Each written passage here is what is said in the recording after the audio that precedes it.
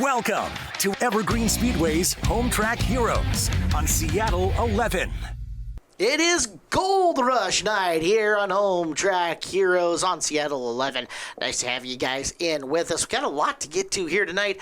I'm Caleb Hart. He is Chad Fitzpatrick. Chad, Gold Rush night, two $2,500 gold coins up on the line for mini stocks and street stocks tonight. Some figure eight action as well. It's going to be a good one. Yeah, definitely an interesting night. I've never heard of a street stock and mini stock mining for gold for a main event win, so this will be interesting to see. Not a bad thing at all. Let's get her on started. Let's throw the Hornets out on the racetrack for their first main event of the evening. The A main for the PRCBD Hornets looks like this. Lucas Hausenfluck is the 03 out of Granite Falls in the Cornerstone Homes car, and Tanner Bjornson to his outside in the 01 out of Arlington, sponsored by All Ply Roofing. The 65 Bryson Wingfield from Monroe, sponsored by his papa Tony Hill, and the 101 of Brian McNamara from Snohomish in the True Line Wheel and Frame of Seattle car. 024 is Donna Gillespie out of Salem, Oregon, sponsored by Waltwood Company. 67X of Kylie Ann Surian out of Snohomish, sponsored by James Peak Honest Transmission.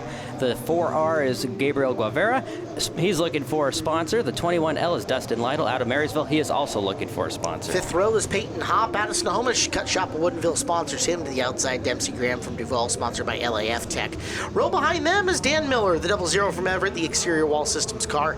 And the G2 of Brad Krull, Estes Heating and Cooling, sponsors him. 17S is Gino Solomon out of North Bend, sponsored by Valley Asphalt. And the 45 Trinity Repin out of Snohomish, sponsored by Repin Welding and Rail. And the 029 is Joseph Valeriel out of Vancouver, Washington, sponsored by Full Throttle Graphics. The 15 of Matt Snyder out of Snohomish, sponsored by Handy in the Valley. Next row back, the Turbo Espresso 77 of Christian Miller out of Everett. The Hibbs Automotive 1 Junior of Zach Bristol from Snohomish as well. Behind them, Trent Gillespie is in the 08. He's sponsored by Snow Valley Farms. And the 43 is Damon Claiborne, also a Snohomish guy, sponsored by Kia of Everett. The final three cars as we get ready to go green right now. The 05 of Jacobs Shemesky out of Sammamish, the 022 of Michael Turner out of Monroe, sponsored by Full Throttle, and round out the field, the 67 of Zachary Dixon out of Marysville, sponsored by the Color Specialist Premium Quality Care Paint Service. We are off and running on a different road course that I've seen here before. Yes, I count 21 cars lined up to roll out and race with us here, as it'll be Hausenfluck in the 03, the early lead. Track took some moisture. You can see that settling in and around, and it'll be a factor before this is over, I am sure, as they work through, winding up and through, and Hausenfluck looking to lead lap number one. Bjornson ducking to his inside. So I believe this is the only time that they've been on the dry track all day. It's been very, very wet, and you can still see in some spots it is wet in places where they haven't been driving, but it is still a battle for the lead. I think we're 2 laps into this, and it is the most dangerous last name, Lucas Hausenfluck out of Granite Falls, leading the way, and our 01 of Tanner Bjornson, who won a lot of Youth Hornet main events in his career, running in second. Lucas was pretty good too as a young man on the way up, but now you got to compete against the adults, and lots of good cars, lots of good drivers here in the Hornet division. Our PRCBD Hornets racing here on Home Track Heroes, and our program brought to you by All Ply Roofing, as it has been all year long. Thank you very much to All Ply for their support of Home Track Heroes. So you mentioned it's a pretty unique course for them. We don't see this one all the time, Chad, and featuring both that really tight right-hand corner to get them onto this portion of the loop and that tight left-hander right there. There's a lot of speed scrubbing available to you depending on how you want to get through. Yeah, that's one thing I like about the Hornets here at Evergreen Speedway. There's so many different road courses, and there's something new this year. They get to they don't get to pick their road course. We'll get back to that in a moment. It looks like we are under yellow first caution, so we'll see how that happened here as we got a car stopped. That is the 05 of Jacob Shemensky. We'll see what happened here. All right, Shemansky to a stop, and here's the look at it.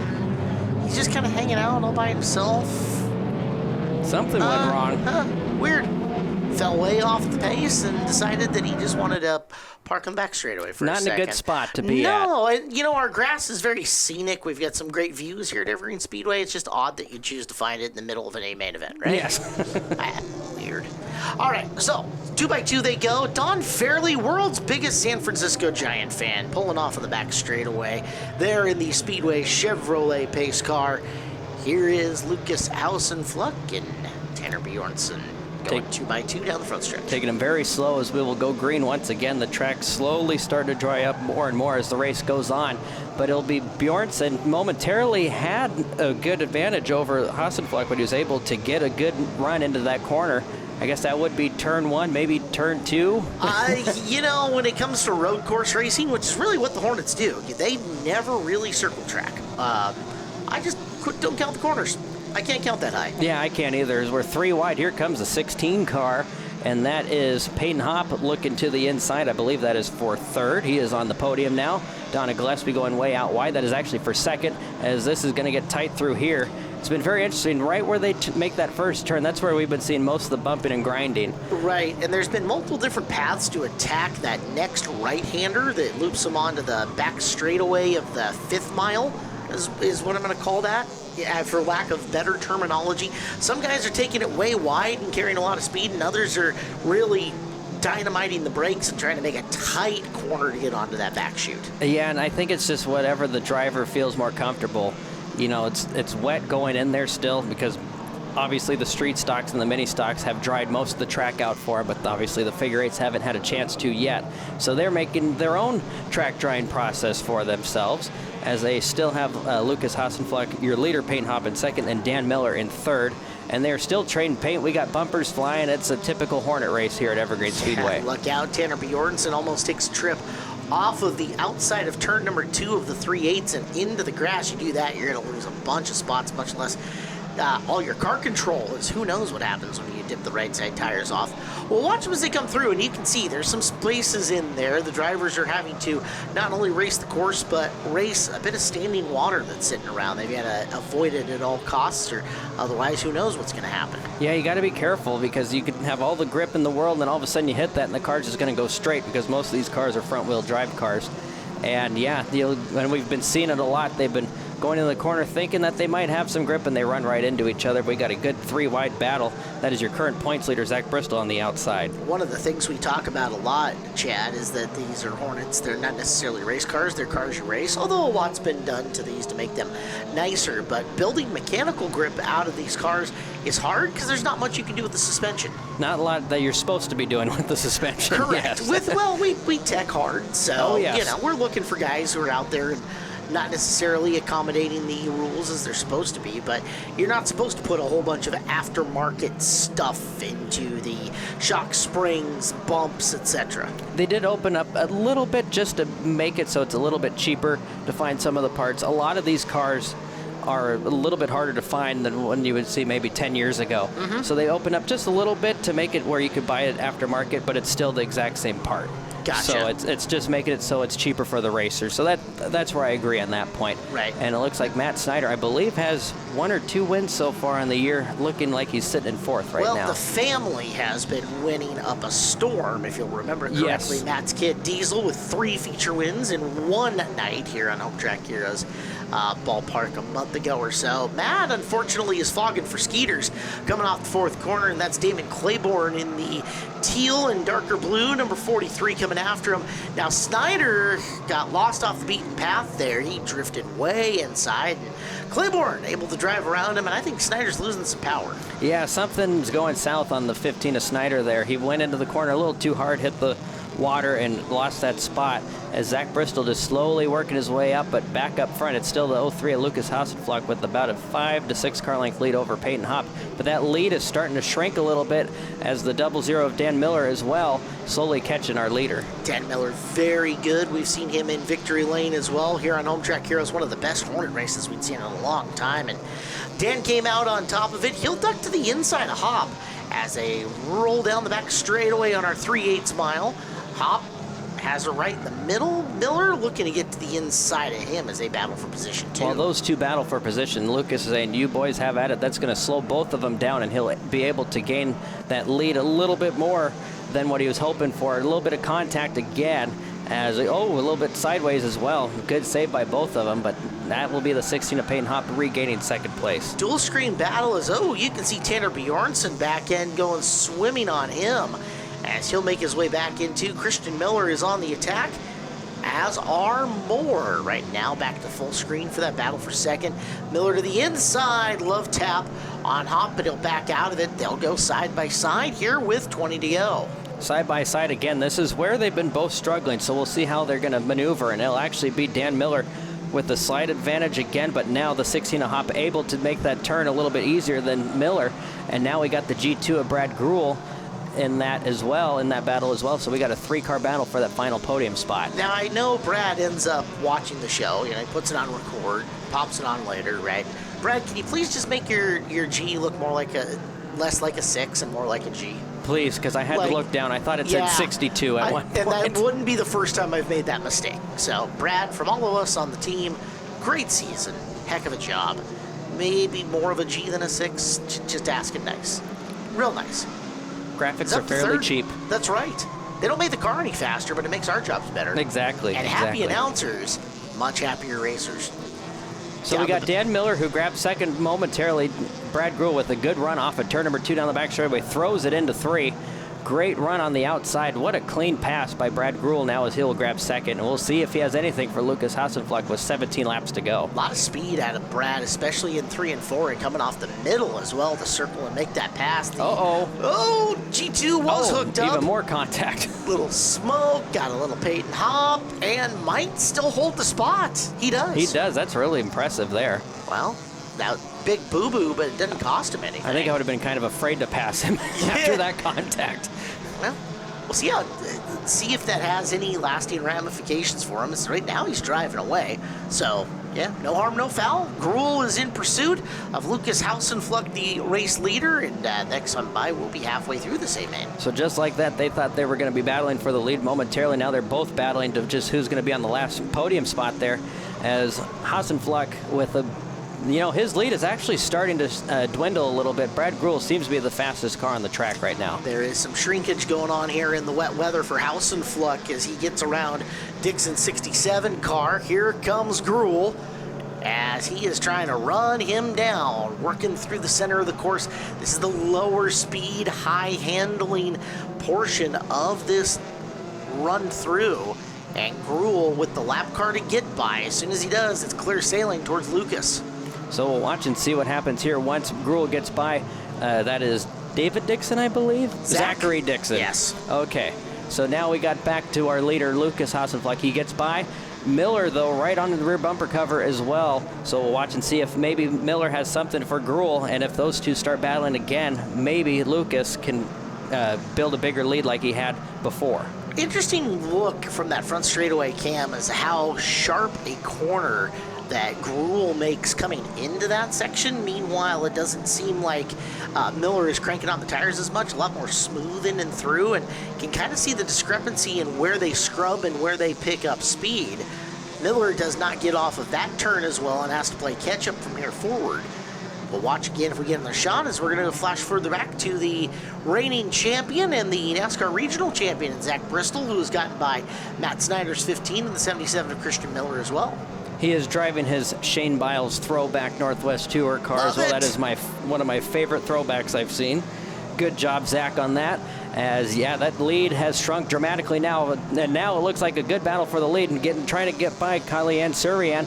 2-car battles. That is also the 101 of Brian McNamara. They're 3 wide and going into turn number 3. We'll watch and see what happens here. Opens the door for Brad Gruhl. It looks like a trophy dash off turn number 4. Oh boy, to the way wide side. Has to go Hassenfluck to try to defend.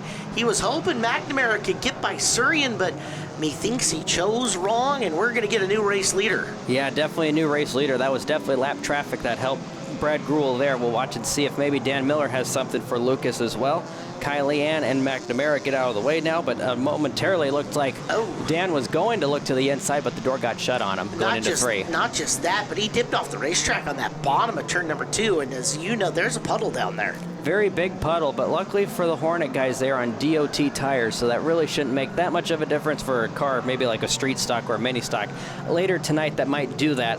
That'll be more of a hindrance, not so much for the Hornet division. He is sticking with him for the time being as he'll work his way around Surian, and now no lap cars. Now no lap cars. Separate your top 3 as they roll down the back straightaway, and you've got the Brandy Hood Promotions GoPro look off the back bumper of Brad Gruhl there. So with clean air now, we'll see what will happen here. Off of turn number 4, Brad Gruhl is still your leader. Gruhl, Hassenfluck, and Miller with the rest of the crew trying to come on through and make themselves a factor. We're over halfway home, 20 down, 10 to go, and we have got to take a timeout here on the program. So hang tight. We will finish the PRCBD Hornets A main event. When we come back, you guys are tuned in to Home Track Heroes here on Seattle 11. It is Brad Gruel holding off Lucas Hausenfluck and Dan Miller here in the PRCBD Hornets A main event. We are 2/3 of the way through it here on Home Track Heroes on Seattle 11, brought to you by All Ply Roofing. I'm Caleb Hart. He is Chad Fitzpatrick. And Chad, good battles through the field. This one knocking on the door. In fact, might be in the top 5 as we look at it. Yeah, we got so many battles all over the racetrack. Can't even keep count of how many. I believe that is for 4th and 5th. We also have a good battle for 2nd and 3rd, but your leader, Brad Gruel, he is gone at this point right now. Yeah, Gruel has done everything he needed to do to win this race. Now he's just got to hold on to it through slower traffic and make sure nothing breaks on him. This is for 4th and 5th. Peyton Hopp is the orange with black 16 car, and Damon Claiborne is the multi-blue colored number 43, trying to find his way around him, and those two have been getting after it for a while. And now we got a good battle for 2nd spot. Lucas Hausenfluck and the 00 of Dan Miller. Miller with a good run to the outside. We'll watch, see if he can use that horsepower to his advantage going into 3. He throws it into 3. It sticks. I think we may have a new 2nd place driver coming out of turn 4 here, and it looks like we do with 7 laps to go. You definitely see your bigger car speed cars, and it really shows through that 3rd and 4th corner because they're able to get up into that middle and keep their foot in it. Now Hopp trying to keep the back end from swimming around on him in the 16 machine, and his battle to hold off Claiborne. Claiborne going to try once again as they make that sharp left on the back straightaway of the 3/8. Damon going to go door panel to door panel with Hopp once again. Well, that was a great move by the 43 of, oh my goodness, Damon Claiborne. As he goes into turn 3, he went out way high and was able to go right down low, use all that momentum to get underneath the 16 car, and it seems to be working as he's just slowly grabbed 4th, but he's not out of the water yet because now he's got to take that Hart right-hander, and he's still not there. No, Hopp is right there. It's like a great boxing match, punch, counter punch, right? You see a move, you'll see Hopp kind of rebound and try to cross him over or take a line away, and Peyton's got more back straightaway speed. We saw that last time. But Claiborne with the preferred line, the shorter way around this corner, making a really fantastic, well-balanced battle. Yeah, definitely a balanced battle as they come off turn number 4. This is definitely where you see if the car is weak and where the other car's not. But this time, Claiborne with a really good run, he was able to shut the door on Hopp this time, and he now fully grabs 4th place. That was a great move. Like I said, a couple laps prior, he goes out way high right through that corner, gets right underneath Hopp, and he was able to make that pass. And his car shining through the weight transfer portion of the middle of the course, where it's not all about car speed, but it's about how quick you can get through without scuffing the tires and getting that good tire squeal that you've been hearing here in your ears. As Brad Gruel continuing to pick him up and put him down. Just 4 laps to go. This is 4th once again. And yeah, Claiborne got around him, but Hopp's not letting him go. Yeah, Hopp wasn't able to get around him that last time, but yeah, Claiborne just hanging on for dear life, and I believe that is the 8 car as well, and that is maybe Trent Gillespie. I think he's in a borrowed car. Yes. So that is 4th, 5th, and 6th battle going on right now with 4 laps to go. We'll see if Gillespie takes a playbook or a page out of the John Zaretsky playbook. You can't hurt borrowed equipment. Yeah. As he's going to work his way into 5th. Yeah, nice move, Trent. We know how aggressive Gillespie is. Boy, a little quarter panel to the front panel shot.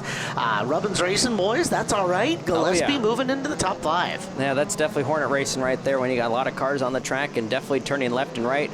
That's going to happen. So, yeah, Gillespie and a little bit of contact now. Miller has some issues with the lap car. He'll lose 3rd and possibly going to lose, or he lost 2nd, losing 3rd. Now he's going to go back to 4th. So he is now off the podium with 2 laps to go. We'll see if he can make his way back up and get past the 43 Claiborne. That's a big move for Claiborne, who gets up and around Dan, and now Gillespie and Hopp are right in on that battle also. So Miller in some danger here as we're working 2 to go. There's Gillespie going outside. Miller trying to find his rhythm again and come back. But up in the front, white flag to Brad Gruel. This one has been his for a while. Yeah, most definitely, as the battle's still definitely shaping up for 3rd, 4th, 5th, all the way back to 6th, as lap traffic has been playing a role here in this race so far. They don't get the blue flag here in the Hornet division, as it's definitely been a grad rule main event.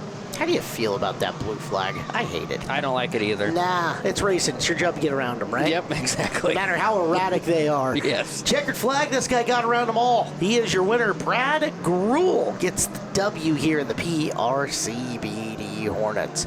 It is a ways back to the rest of the field, but Lucas Hausenfluck, a very strong second. David Claiborne ended up taking third here in the 43 Look at car. that, yeah. Well done.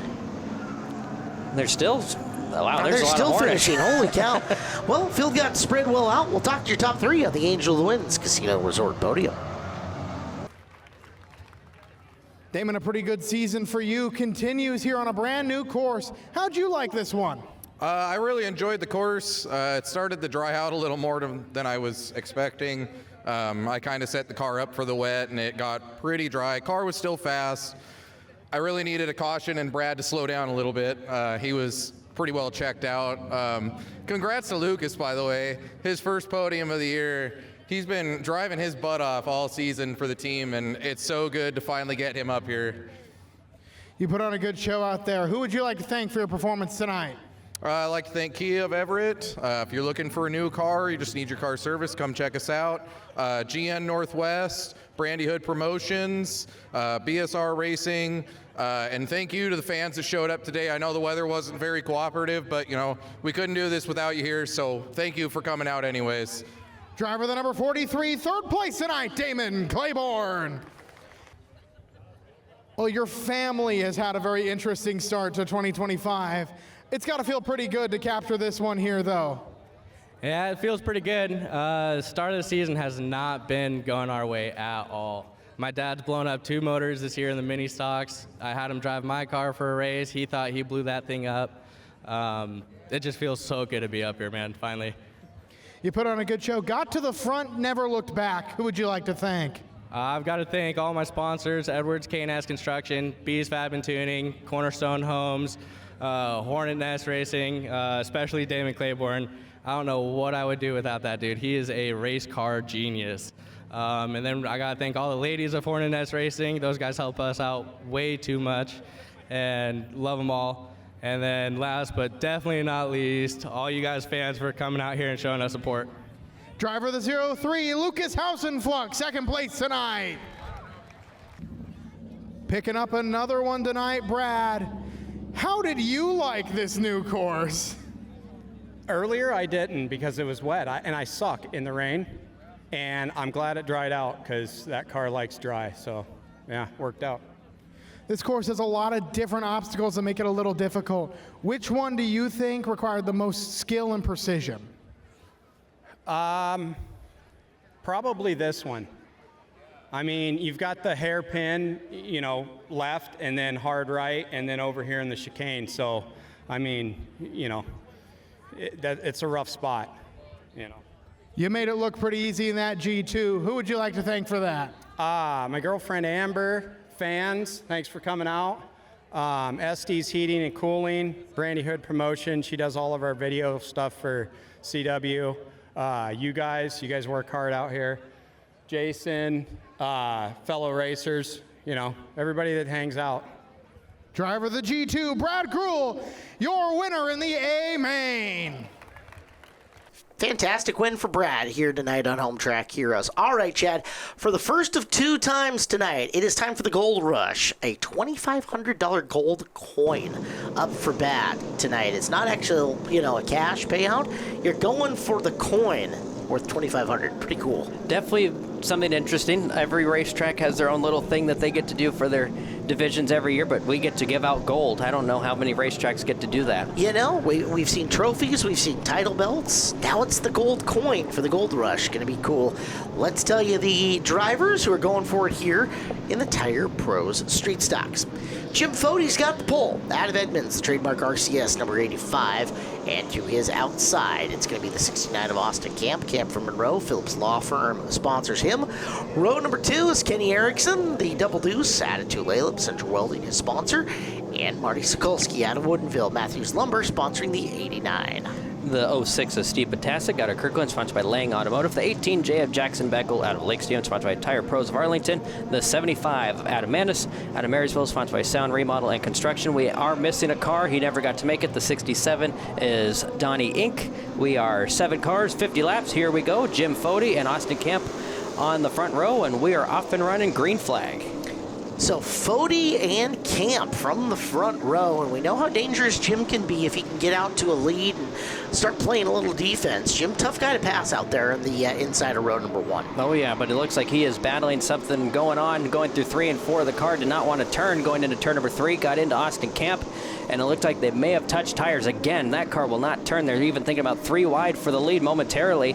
I think maybe with a little bit of contact between Camp and Fody, maybe might have knocked something off the front end of Fody's car. Yeah, Fody's got a big old push at the center corner that he is battling early here, and that allows Austin Camp to get out to the early advantage here. Erickson, Sokolsky both have a lane underneath Fody. He will fade wide, and your top 4 changes real quick like. Yeah, that car would not turn. That car was turning right to the bottom of the corner, and he could not keep it going left. Who just want to go straight. But now our leader, Austin Kemp, the 89 of Marty Sokolsky, get the 22 Erickson as we ride with the 06 of Steve Potasic in 4th, Fody 5th, 18J is 6th, and then we got the 75 of Adam Manis in 7th. That is how they run right now. Got a bunch of Camaro-style looking cars out there, and then the one, Monte Carlo, Buick Regal looking piece, and Sokolsky, who's currently sitting 2nd. I don't know. I'm old school. I love my Camaros, but at the same time, it's nice to have the more boxy-looking design of Sokolsky in the field, right? Yes, it's actually very nice to see a Monte Carlo. Back in the day, the Monte Carlos were the good car, and then when this was the old bomber division. Sure. And then once the Camaros started getting built, they started to kind of dwindle off. But when Marty Sokolsky used to run in the bomber division, as we watched Steve Potasic look to the outside of Marty, he had a Monte Carlo 30 years ago as well. There's definitely some technological differences in the way that the cars are built. There was a long while the guys were looking real hard and only wanted to run Leaf Sprint cars, right? And then there was a passing of the torch. You were trying to find some more coil designs, and I don't know, it's waxed and waned back and forth, right? Yeah. A lot of it I've actually talked to, and I'm sure you obviously know this, Galen Stewart. Yes. He ran a Monte Carlo, also ran a Camaro, and he said a lot of it was tires back in the day too. When they switched tires back in the mid-90s, all the Camaros started going faster. Which is an interesting thing. We've got a 50-lap race here with Camp pacing us right now. Potasic has made his way into 2nd, and Sokolsky is sitting 3rd, but 7 laps into this, the tire, I can only imagine for a driver, let's take an Erickson or a Fody who have been around for a very long time and been running the V8s for a very long time like this. I wonder how much they notice in terms of tire difference from the very beginning to now. Yeah, they're going to have to conserve. This is their first 50-lap race since COVID. So 2019 was their last 50-lap main event. Okay. So Fody, Kenny Erickson, and Steve Potasic were in that last 50-lap race.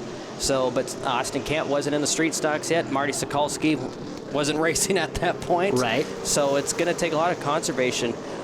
Someone like Steve Potasic, or actually someone like Jim Fody with that big 400, he's going to have to be careful on those tires. And unfortunately, I already saw he smoked them the first 2 laps trying to get the thing to turn. Right. So you got to be careful on those tires. Potasic's ready to put a little stress on his early as he's looping up to the outside of Camp here at the 11 lap in mark.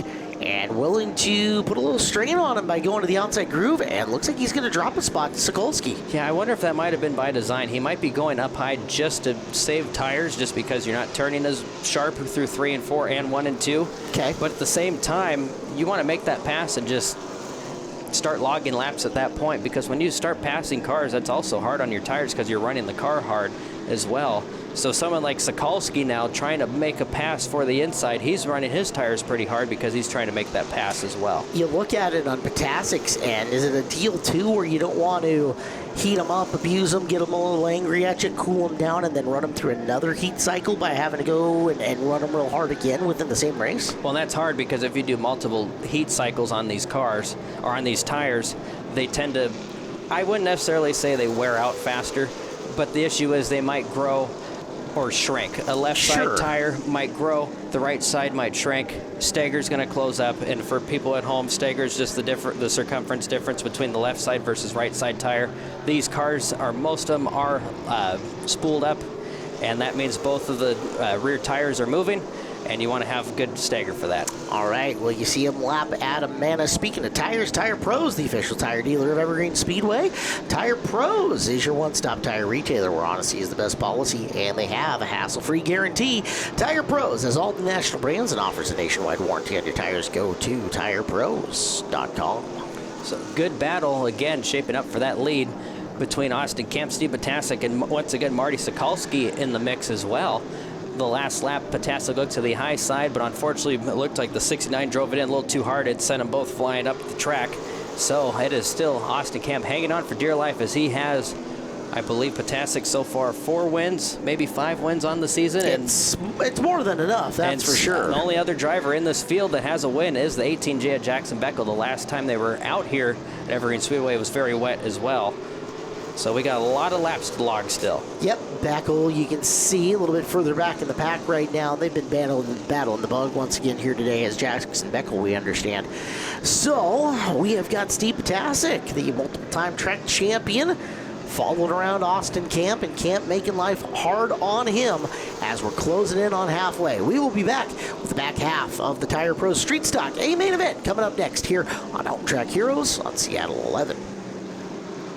We are back here on Home Track Heroes. Tire Pros Street Stock Gold Rush A main event is on track as our program brought to you by All Ply Roofing. I'm Caleb Hart. He is Chad Fitzpatrick. Chad, this has been good. Austin Camp is using everything at his disposal to keep Steve Potasic away from him. Yeah, he's definitely hanging on for dear life. Steve Potasic has been with him all 20 laps so far, so we still got 30 laps. This is now a regular scheduled main event distance, what's left of the main event. As Potasic looks to the inside, Camp actually kept the door open momentarily, but now he shuts it coming off turn number 2 and gets a really good run compared to Potasic going into turn number 3, as now he goes way out wide again. I think he's learning that if he can go a little bit wider in the middle of the corner and shoot straight off the corner, he gets a really good run. And at the same time, he's going to have to keep Potasic from getting that nose down underneath him and up to the numbers on his door at that point in time. Potasic will have had the line, and you kind of got to give him some space, but if you can keep him that far off him through the apex of the corner, he's got a shot at this. As we're closing in on halfway, Camp doing a nice job. Potasic is right there, and now he's trying the outside coming off the second corner. And Potasic once again looked to the outside again, just doesn't have the bite drive off, but he does this time. He flies it into turn number 3. It sticks this time, so watch and see what happens if Potasic can make it stick coming out of turn number 4. It does momentarily. Going into turn number 1, the car doesn't seem to rotate as well as it does through 3 and 4. We'll see if Camp may be in trouble here, because once again he regains the lead. He drove it so hard though into turn number 3, and you can see Steve make up a lot of ground there. So the question is, how early can he get back to the throttle, and can he get to the point through that apex of the corner where he's getting back to the throttle early enough to keep Camp down low and not let him float the corners more? See, and this time Camp wasn't able to keep him up at bay, and Potasic is able to drive right alongside, literally, the 6.9 at Camp. But off turn number 4, he hit that hump where the 3/8 and the 5/8 meet. It upset his car momentarily, took a little bit of that momentum that he had coming out of 4. But again, Potasic, whoa, that time was not able to get a good run. Had to back way out of it. You saw him lift earlier through the turn. He'll back off, reassess, and try again, as we're now 27 laps down and should be 23 to go. Austin Camp doing a fantastic job. Steve Potasic using everything at his disposal to try to figure out a way by him. So now they get up to the lap car. That is the 79 of Adam Manis. Should be no hindrance to our leader as of right now. Nope, they get by with no problem, as the 06 of Potasic once again right on the rear bumper cover of Austin Camp. Austin still searching for his first A main event win. That would be a great night to get his first win. And if the two of them tangle, Marty Sokolsky is just lingering. He's not right up in the picture, but there you see him.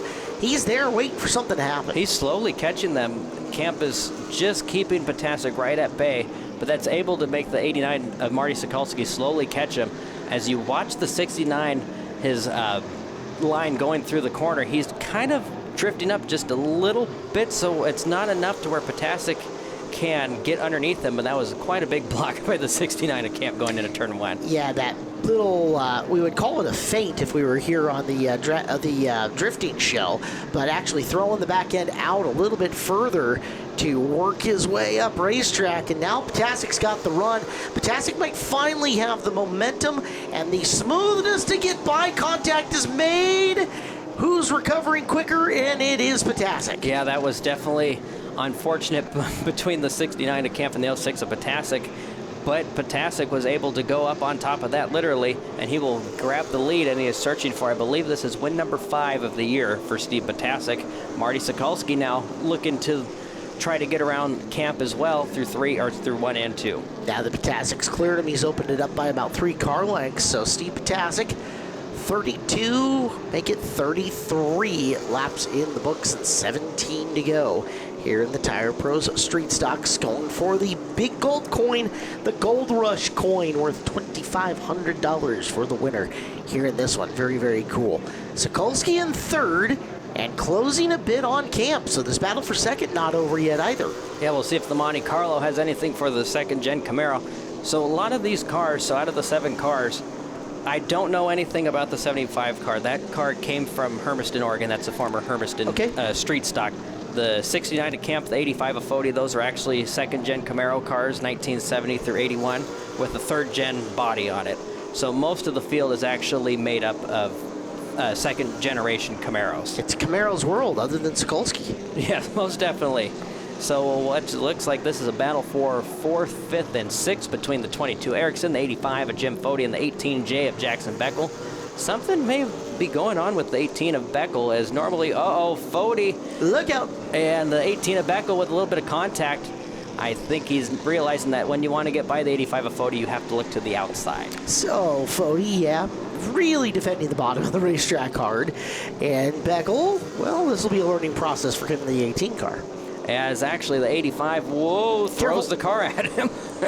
That car of the 85 will not turn. That's why he actually didn't throw the car. The car just won't turn. It got really loose coming off the corner because he had so much wheel in it. We saw that in the opening laps where the 85 just plowed right towards the grass more than a few times. So Jim's done a good job not making it any worse on him than what it's been. But yeah, that car, she's pushing quite a bit. Yeah, and that's very, very frustrating. I've been there, done that, done it in the late models, street stocks, all that. Well, this is a chance for you to visit PRCBD in Arlington for all your CBD products. For people and pets, PRCBD has help for all types of aches and pains. Go to prcbd.com and use the promo code RACE. Fody might be aching a little bit. He's working hard. Oh, yeah, he's most definitely. I mean, like I said, he's in his 60s now. This is his first 50-lap race in 6 years, so we'll see if he's still got it, if the old car and the old man still got it. Well, a little ways to go. 4/5 of the way home. 40 in, 10 to go here. As you're taking a look, Kenny Erickson, Jackson Beckel, and Jim Fody. That is for 4th, 5th, and 6th. We got a former Stinger 8 and mini stock champion in between the sandwich of the former Extreme Contact and bump to pass driver on the back of that battle, and then a former South Sound Speedway veteran of Kenny Erickson. So we got a lot of different racing backgrounds between the 3 of them. To the outside, and now ducking his way in. Beckel showing some car speed here. He'll go low. Side by side they are, and Jackson Beckel moves to 4th. That was definitely a really good run by the 18 of Beckel. He just went out a little wide, just took a hard left, got the car straight, and was able to get right underneath Erickson. Erickson, another one. I've raced with Erickson for many, many years when I raced street stocks, and he is also another one that's really hard to get by. You got to generally, a lot of times you got to look to the outside, but that was a good move by Beckel. Yeah, Beckel surprised him with that, I would imagine. So you wonder, and that's a lot of speed shown by Jackson here in the last couple of laps. You wonder if, I don't know, he was laying in wait for a little while, maybe hoping for a caution flag. Who knows what ended up happening as he's really ascending this field quickly. We'll go in cockpit, and a big thank you to Brandy Hood Promotions and, of course, Saxon and Ashley for their help out as well as inside the cockpit with Steve Potasic. And you start to notice, look at him moving up the track now. He knows he has a lot of room behind him and Austin Camp now. So he's going to slowly make it so the corners are going to be wider and wider, because now he's just realized he's got to race on those tires the next race. 50 laps. Every week they only get one tire, so you got to be very, very careful with your tire conservation. You got to you got to be very careful on what tire you want to use every week. So a lot of these guys throughout the year, you're going to be on the same laps, 3/4 of the same out of the same year. New tire onto the right front, typically? You generally want to. Okay. I've done a lot of times when I ran street stocks, I'd put it on the right rear just to break it in. Okay. And the car would be absolutely terrible because it would have the new tire on the right rear. The right front couldn't keep up, so it'd be really tight. Okay. So most of the time I would put the new tire on the right front to race on, but I'd break it in on the right rear. So what was the rotation then? How did you go through with your tires when you would get one? Where did they go? I would generally put, when I race streets, we only got one every other week. Okay. So I had to be really careful. I would baby those left side tires all year, and I would just make sure I get a new right front every other week. Okay. And then move them to the back when I'm done. White flag 1 to go for Steve Batasic, as he is looking like to take home the $2,500 gold, Caleb. All right, Steve Batasic, one big $2,500 gold coin coming to him as he comes off the fourth corner. Congratulations. Batasic wins the Tire Pros Street Stock Gold Rush, a main event. There's the checkered. Austin Camp, a solid second. And Marty Sokolsky will end up taking third. Top 3 to the Angel of the Winds Casino Resort podium for our winners' interviews. Marty got that classic street stock look to that number 89. Came home third today. You fought your way through the field and held on to that third place. Yeah, we're trying to keep the street stocks alive, full steel body Monte Carlo, but it's been a couple tough months just getting to know the car and getting it up to speed, but I think we showed there that we've got it. It was a good battle. It was good to run up front with those guys and get door to door. It's a long race. Car, started going away a little bit at their end, but we battled, brought it home third.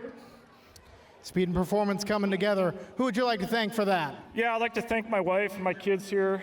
I do this for them. My sponsors, Matthews Lumber, Bob's Heating and Air Conditioning, Cascade Auto Clinic, and Central Welding. Driver of the number 89, Marty Sokolsky, third place tonight. All right, Austin, what more do you think you needed to hold on to that one? Man, I want to protest that 50-lap nonsense, dude. I had the win at 31. Put on a great show there in the number 69. You got some entourage up here with you. Who are they? These are the up-and-coming drivers from WQMA. You guys know my daughter. She's aged out of that. She's my spotter. This is Easton and Ben, the flagger. You guys all know him. Thank you, everybody, for coming out, man. The fans are really what makes this happen. And who would you like to thank for getting that 69 to second? Let's thank Phillips Law Firm, Avocanon Real Estate, Central Welding, Milberg, and everybody out here that makes it happen. If you guys got the itch to drive a race car, talk to some people, ask some questions. You'd be surprised that you can make it work. Just 5 years ago, I was sitting up there in the stands like you guys, and here we are living the dream. Driver of the number 69, second place tonight, Austin Camp. Well, Steve, last time we were up here, you weren't too happy with the wet conditions. Dried up for you this time. You think that played a big role in it? Yeah, we made some adjustments earlier. It wasn't so good. Just keep adjusting. The car was actually getting tighter and tighter, so I was getting a little worried. It was kind of a Hail Mary, but thanks to Lang Auto Sports and everybody for coming out in the rain. You had a great domination out there in that 06. You excited for next week? Yeah, it'll be good times. Hopefully you all come. Driver of the 06, Steve Batasic, your winner in the street stock class. Welcome back to Home Track Heroes here on Seattle 11. We are thrilled you decided to entertain yourself along with us here on a Sunday night. He is Chad Fitzpatrick. I am Caleb Hart. And Chad, to the figure 8 track we go. Singer 8 action coming up as it's been a fun division all year long, and in for another good one tonight. Our lineup looks like this. Peyton Hopp sits up front in the 16 out of Stalmish, Cut Shop of Woodinville. His outside is Gary Reardon, the 15R. Second row, Riley Riddell, the 20 out of Gold Bar, the DL Enterprises car. And it is the former champ, the 21 of Matt Somerville out of Monroe, sponsored by Airport Welding and Muffler, starting fourth. The 46 is Mike Hathaway out of Marysville, sponsored by Rep and Welding and Rail. The 10 of Cody Hoops out of Marysville, sponsored by JBR. The 43, we saw him earlier. That is Damon Claiborne out of Snohomish, sponsored by Kia of Everett. 717, Diesel Snyder out of Cle Elm, sponsored by Handy in the Valley. And the final three starters will be Cody Weldon, All Ply Roofing LLC, sponsors the 151 out of Arlington. Jacob Funk, Captain Chaos, car number 8 out of Mill Creek. And Cameron Iverson in the 810. So you got 11 of them going around the intersection 30 times. We don't have a big fancy gold coin for these guys, but they're still gunning for it. They get so a nice little trophy. They do, and a little cash. So. Yeah, a little bit of everything there. You know, this division has been, how would I say it? It's been destruction, it's been chaos, it's been a little bit of everything. We've seen a variety of different winners in a variety of different situations. Let's see what tonight's got in store for us as we go green. And there's Gary Reardon leading them, coming through the south pole or the right-hand set of corners. And Matt Somerville will follow Gary Reardon through that south turn as he will grab the second spot. Peyton Hopp, one of our double-duty drivers, hanging on to third. Cody Hoops, former champion in this division, was running fourth. Unfortunately, got kicked back to sixth. And Diesel Snyder, who won, well, we were talking about 3 main events in one night, and I believe the Stinger 8 race is when he lapped up to second. Yes, he completely decimated that field, as he did for a lot of racing on that particular night. Hoops, our most recent feature winner, kind of strung along the outside right now. We have seen Claiborne and Hoops have epic battles already over the course of this season, but right now they're all chasing Reardon in the early going. Yeah, Reardon, a long-time racer, even dating back to when I used to run Hornets, but we got a good battle shaping up for the lead as Somerville gets in the back of Reardon. He'll go around, just missing the Uke tire. Oh, gets into it still. As our new leader for the time being, Matt Somerville. I did not see the black flag go out, but we see the 16 Hop moves up to second, and Riley Riddell moves up to third. The program today is brought to you by All Ply Roofing. Somerville sitting in the top spot. Hop and Rudell. Rudell had a substitute driver in the car last time because he was graduating. So good to see him. Oh, back that's a behind good the thing. scene. Yeah. Well, as opposed to the people who didn't graduate, like myself. Well done, Riley. Yeah. That's a good accomplishment there. As we got a battle, I believe that is between the 21 of Somerville, the 16 of Hop. As they also, I just saw in the intersection, the 151 of Cody Weldon, who we all know does not stop for anybody or anything. You could put a live King Kong out in the middle of that intersection and he'll probably aim for it. Weldon would say, all right, game on. Want a banana Kong? All righty, and he actually dips out wide this time, so, I spoke too soon. No, still didn't lift, though. No, found a puddle. That was good. He did. He definitely did. You know, like father, like son. Somerville has the lead back. Hop had to back out of it through one of those intersection runs. Whoa, Cody Weldon. Oh, that's going to be fun. All right, camera crew, you got your ears in. Well, let's keep an eye on the 151. This could, I smell it. I smell what the rock's cooking. This is going to happen. It's to the point. Yep, we're in that part of the race where we know we're going to get traffic in the intersection. We just saw it again. It doesn't matter how many Stinger 8 cars we'll have. We can have 30. We can have 2. There's going to be traffic in the intersection. It's just natural out of those guys. Here comes Rudell trying to sneak around the 151, and there is Hop once again up on the back of Somerville's car. Right there, making sure life is not easy for the former track champ. So I'm interested to see is the 16 of Hop, is he just sitting there riding back in second? We'll see if Reardon, he's going to let them go by. Back to my thoughts, see if if Hop is just sitting there, because there was a couple laps before where it looked like Hop could get right by Somerville. But then once he tried, he might have, I don't know if he ran out of horsepower, if the car couldn't turn. But it's just like something all of a sudden, like his car just quit working right. Timing's everything sometimes, too. You know that you want to be on the inside of a certain corner. If you're going to be there, kind of got to be on the outside of one corner. So maybe he's just setting her up and didn't like the setup on it. You've got split screen action. The Brandy Hood Promotions GoPro is watching Cody Hoops, and Hoops has really been having some fun with that front bumper on Diesel Snyder. And Snyder's going to feel it. With these front-wheel drive cars, that actually kind of tends to help out Diesel Snyder, because all it's doing is just pushing him through the corner. You know, if it was like, let's say if this was in the super stock figure eights where it was rear-wheel drive, it would definitely be wanting to spin the car out, but since it's front-wheel drive, it's just to make him go around the corner even faster. As we got the 8 car of, that is, I believe, what do we call him, Mr. Captain K is? Captain Chaos. Captain Chaos. And we got another car stopped the intersection, that is Mike Hathaway. Yep. So we'll watch and see if this battle is going to be deterred by the lap cars, and it doesn't, we will keep on going. That's the battle for the lead, and Raritan's taking Somerville out into the tulips. Oh, boy. That might have been a little bit of payback there. You're welcome. Yes. Yes.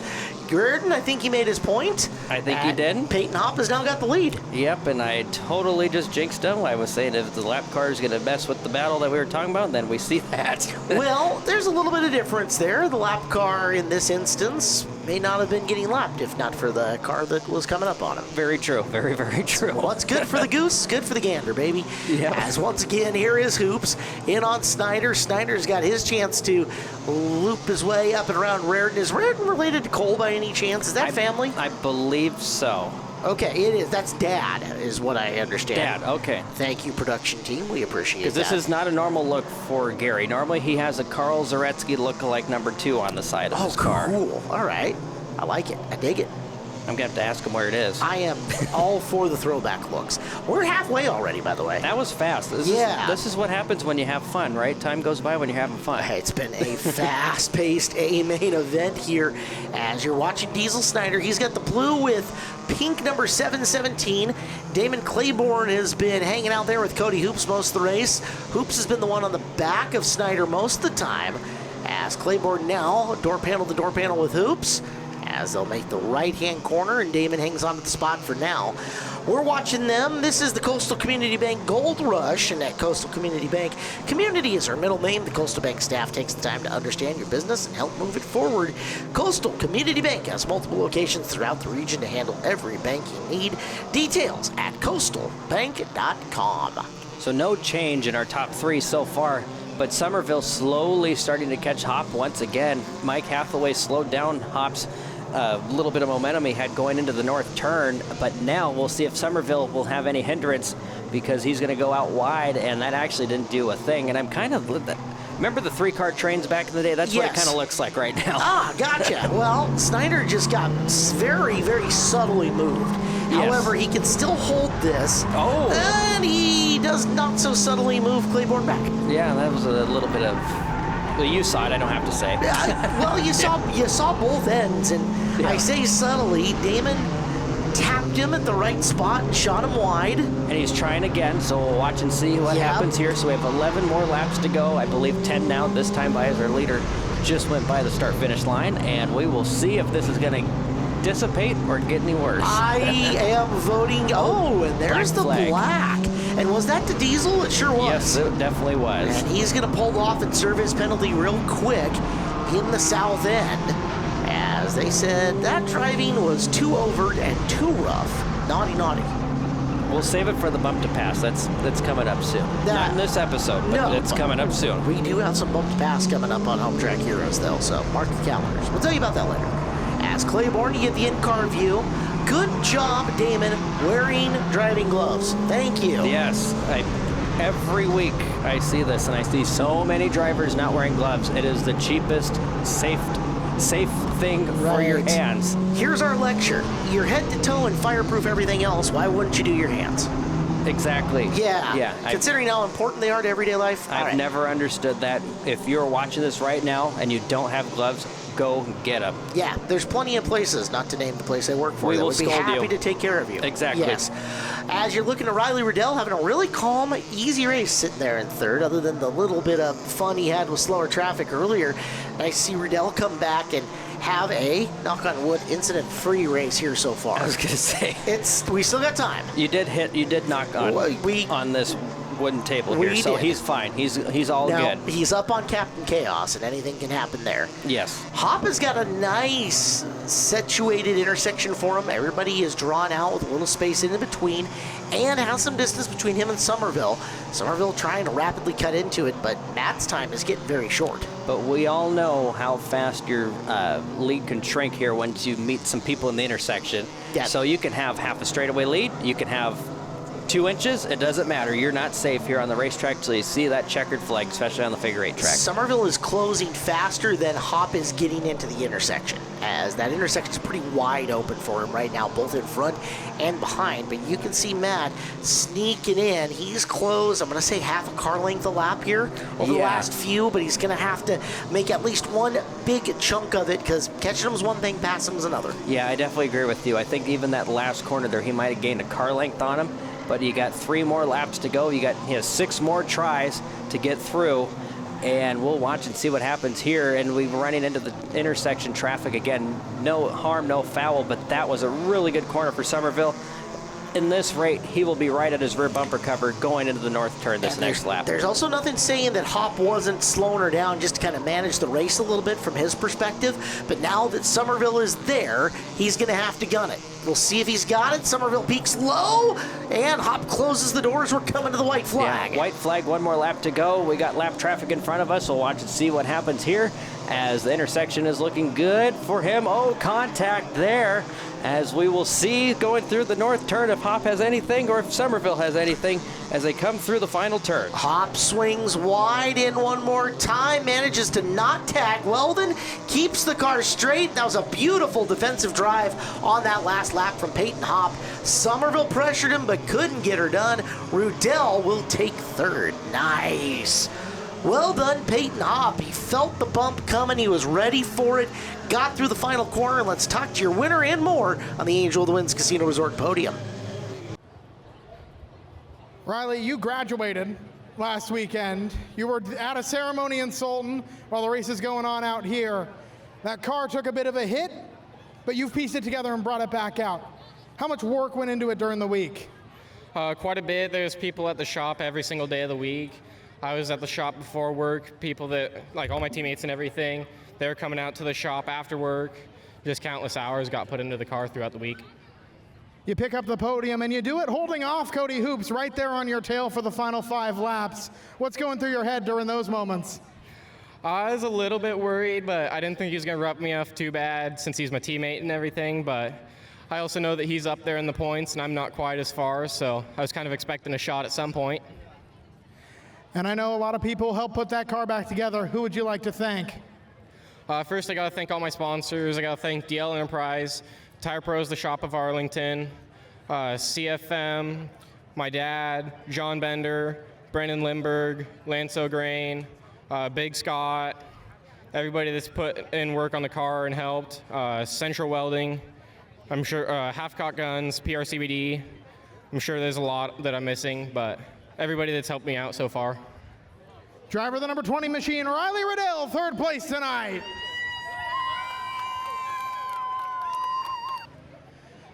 Matt, I know you've always talked about every time up here, not sure if we're going to run the full season, but you're closing in here on Cody Hoops. Does that encourage you at all? I don't know about closing in or anything. I've still got a lot of work to do if I'm going to even think about catching those guys. I got the liberty of starting up front tonight, and that sure helped. Now, you were chasing Hop there at the end. What more do you think you needed to get past him? 1 more lap, and I could have tried. There's no guarantees. Put on a good show out there driving that number 21. Who would you like to thank? Airport Welding and Muffler, John Bender Racing, everybody in that whole pit area that helps on the car, and my whole family for supporting me. And if there's any kids here that want a trophy, my son wants to pick somebody to give it away to. Driver the number 21, 2nd place tonight, Matt Somerville.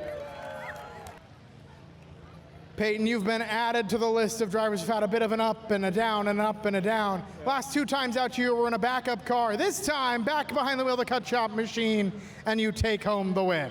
Hey, the Integrator came back in style, man. I mean, this car had a timing issue the last 2 races, so we ended up fixing it up at the shop, and I mean, I'm just glad that the weather dried out because I really struggled in qualifying. I mean, just don't have the rain tire set up, and luckily it dried out just in time, and was able to hold off a fierce competitor in Matt Somerville.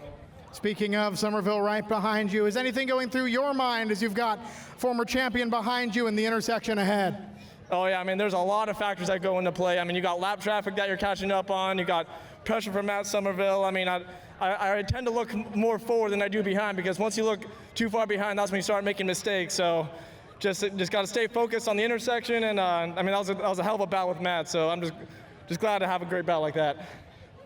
Once more, put on a great show. Driver the number 16, who would you like to thank tonight? I'd like to thank the Woodinville Cut Shop, Hornets Nest Racing, Grandma and Grandpa Hop, Brandy Hood Promotions, Fast Eddie's Tire Pros, Hop Racing, my beautiful fiance Alyssa for all of her support, and let's see, I'm pretty sure I'm missing a few, but I'd just like to thank all the great fans for coming out. And I mean, we can't really do this without you guys, so I just hope we put on a great show for you tonight. Woo! Driver the number 16, Peyton Hop, your Stinger 8 winner. We are having a fun night tonight here on Home Track Heroes on Seattle 11. Glad to have you guys with us. I'm Caleb Hart. He is Chad Fitzpatrick. Chad, Stinger 8 race was great. We're going to stick with 4 cylinders, though. It's time to go back to the circle track, and it's time for the Coastal Community Bank Gold Rush round number 2, this time for the BECU Mini Stocks. Pole sitter Brandon Lindbergh, former track champion in the Tire Pros, number 88 out of Monroe, to his outside Jimmy Absher. That's that white 26 out of Marysville, NPM Welding and Fab. Second row, Gavin Ballou out of Marysville, Absher Build LLC sponsors the 12, and Ryan Housenfluck in the 33 out of Lake Stevens, sponsored by Bees Fab and Tuning. The 221 is Lyndon Smith out of Everett, sponsored by PRCBD. The 97 is Zach Bristol out of Snohomish, sponsored by Racers Against Child Abuse. The 4 is Cole Raridan out of Granite Falls, sponsored by Bob T. Builder. The 59, Tegan Bjornson out of Arlington, sponsored by Newell Corporation. Fifth row is Jaden Kelly on the inside. The 24 out of Briar, sponsored by Tom's Automotive. Outside of Jaden, Travis Woodward, veteran in the 16 out of Lake Stevens, sponsored by Simon & Son Towing. To the 6th row inside, Christine Hill, 14X Richmond, Twitch.tv, X Christine. And the 11 of Keegan Mooney out of Bellevue, Custom Auto Repair Specialist Cars, sponsors the 11. The 18 is Paisley Bender out of Snohomish, sponsored by Allied Motorsports. The 81 of Bobby Fisher out of Lake Huron, sponsored by Reese Construction. The 24V is Jalen Vick out of Arlington, sponsored by Tom's Automotive. The 92 is Ashley Rasmussen out of Eatonville, sponsored by AJ Metals. And the final car is the 14 Austin Kramer out of Snohomish, sponsored by Northwest Security and Sound. We are ready to go green right now with the 88 of Lindbergh and the 26 of Absher going green. We got one. Oh, wow. We're already going already. Yeah, and unfortunately, I see fluid. Unfortunately for Lindbergh, that car's skidding around like it's dropping something on the racetrack. Something's off on the 88 as it did not take off. Yeah, definitely going south there. I wonder if that might have been the radiator. It didn't look like, it kind of looks like it's coming from the front, so it looks like maybe radiator. We are staying green so far, as that is Jimmy Absher in a new-looking car, little Pro Late model looking car. Pro 4 at least. Oh no, Cole Raridan, who has been one of the dominant forces in the division, and Travis Woodward already together here in the early stages. This is a 50-lapper, by the way, so you're gonna have to settle in. This is gonna take a while. We're gonna have some twists and turns, and let's see how this all went down. So they go into one, and looks like he hit Brandon Lindbergh's fluid that he was laying down. Unfortunately, Travis Woodward had nowhere to go, and kaboom. That's what we get. All right, second look. Here's Raridan going into the corner, and yeah, just grabs that car and takes it around. And here's the bad part. Ooh, right there. Now, it got a lot of tire on the shot, so I don't know how damaged the Raridan car is actually going to be, but we know the front end on Woodward's going to need some love. Yeah, that definitely is going to need some sheet metal there. And I think the Cole Raridan might be okay. It looked like it was behind the left rear tire. Yeah. So it looks like mostly cosmetic damage. Unless he got far enough in to bend the wheel or hurt something like that, you're hoping that Raridan's okay. Woodward, you take a smack in the front like that, you're bending tie rods, you're breaking stuff. Like, it's probably more than cosmetic. Yeah, I don't see him out, so I wouldn't be shocked that he might be done for the night. I'm watching the field as they go. I believe I see Raridan in the back, possibly. Yep, he is on the track, so he is good to go. Well, so we are going to do a restart here. I see 214s, I see 224s. We've already got the announcer's nightmare and the duplicate numbers going, right? Yes. At least Cole's car is easy to identify. Yes, that does help. Tag up at the back, it'll be fine. And Woodward's out too, so we'll watch and see what happens. 49 laps to go. We are off and running again. Absher and Hassenfleck with a good restart that time for Ryan as they come off of turn number 2 down the back straightaway, taking his Honda side by side with, I honestly don't know what's underneath that body as they go into turn number 3. Well, and at the same time, you know, there's more than a car or two. It's like mini late models in a couple of these, right? Yes. With the way they've got the noses and trying to seal off the air going down to the corner. I didn't realize the mini stock division was going to be a late model I didn't know that either. So that's new to me. That's new to me too. So Zach Bristol looking to go underneath for that second place position. I see some smoke coming out from the 26. I believe that is just a fender rub. It's only happening when he's going through the corners. So it looks like maybe a fender rub on the right front tire. as our top 3 breaking away from the rest of the field, and I believe that might be a fender rub, yeah. Yeah, and at the same time, you don't want that fender rub. It'll slowly take the tire away, especially in a 50-lapper. Oh, yeah, and tires are not cheap either. So. No. Lyndon Smith in the 221 trying to hold off Gavin Ballou. And the 24 tucked in behind, is that Vic's 24? That is Vic's 24. Okay. The other 24 is the Rabbit, and that is... that's Jaden. That's Jaden, yes. Okay, I will follow in and through. As you're watching House and Fluck trying to stick with Bristol, trying to stick with Absher, and there is Bristol making the move to the outside here in this Mini Stock A main event. Our show brought to you by All Ply Roofing. What a run on the outside of Zach Bristol. We got, looks like a car stopped on the access road. That is the 14X of Christine Hill as we stay green thus far, as it looks like she is out of the way, but we are going up onto a lap car, and that is the 24, the other 24, and that is Jaden Kelly. She will get out of the way. I think Absher just faded up and out of the picture. I think so. Yeah, I saw him pulling out wide, slowing down, so Jimmy Absher, who had led laps in this race, fades out and wide. We'll try to follow multiple stories here. Is first and foremost, Christine Hill just chilling in the access road. Yeah, I mean, you can't even see the race from there, Christine. Come on. At least back in this time. Right, you can see. Right. So let's, this is from the Kelly point of view, and you can see Christine just kind of slow up and dart off to the right. So, all right, rough. And then, yeah, Absher has rolled into the pit area. Here is from the Brandy Hood Promotions GoPro. And in and stopped, and whoa. Uh-oh. That's bad. Yeah, you don't want that. All right, well, he needs to get out of the car right now. Absolutely. Unbelt and go, Jimmy, and get those in. All right, so there comes the smoke. Yeah, get that. Somebody get a fire extinguisher to it. Here's from the outside looking in. So they're pulling him out right now. That's... All right, he's out of the car. So he's out. That's all that matters. Absolutely. Very, very interesting situation on how that happened. Definitely something going wrong. I felt it, pulled off, and whatever it was, and you're hoping that it's loose hose, something like that, that got liquid in the wrong area and extinguished when he came to a stop, or went up when it came to a stop. But good news, Absher out of the car. That's all that matters. Absolutely. We can replace car parts, fluids, whatever. Cannot replace the person. 100% agree with you. So we are going to stack them up again. This has been a very interesting race so far. And we're only 6 laps. Yeah, I can only imagine what the rest of this is going to go on. Well, buckle in, kids, because Zach Bristol, the defending Hornet track champion, he picked up his first mini stock win earlier in the year, and now he is sitting catbird seat here to lead this main event back to green. Going to slowly take them through 3 and 4 as they come off of turn 4, hit the go line. They are going. That means green flag as they go into turn number 1 again, and we got 221 Lyndon Smith. I don't know, has he got a main event win so far? I know he's been top 3 a few times. If he hasn't, he's been quick this year. We know that much. Most definitely. So Zach Bristol continues to lead the way. He does have 1 win on the season. That is Zach Bristol, and Lyndon Smith has 1. As we got Ryan Hasselfluck sitting in 2nd, and Gavin Blue, that is 4th. 5th is back to the 4 of Cole Raridan. That is a good comeback for him. Yeah, he has already picked off a lot of cars, just 7 laps, and he had a long, long time. Don't sleep on Vic. We know how talented that whole entire family is when it comes to driving cars, trucks, and all kinds of different stuff. And if he can get the most out of a race car, he will. And that 24 already up to 6th. Oh, yeah, most definitely. That is a new car to them. That was a new car to the Kelly family last year. I believe that's a Nissan. So definitely a good car.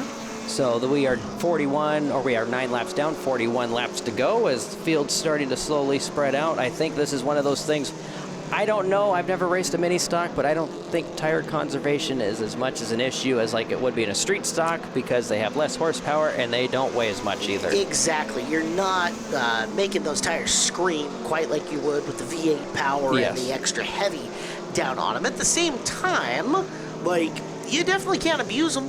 Oh, yeah, you definitely don't want to do that. Yeah, there's no tire that you're going to be able to run rubbing a fender or anything like that for 50 straight laps hammer down. So Smith makes it by House and Fluck, Raridan following. So those two are now 2nd and 3rd and into the top 3. And we have seen how fast both of those cars are up the front of the field. They're in pursuit of Zach Bristol and seeing if they can run him down. Raridan's making the bid for 2nd. Yeah, that was a great run coming off of turn 2 down the back straightaway for Reardon. What a good, that motor has some good horsepower compared to that Ford, as we'll see if he can get up to the 97 to Zach Bristol. Zach Bristol looking to go for 2 in a row here. He won the last time here. They've actually, the mini stocks had quite a long break, almost a whole month off.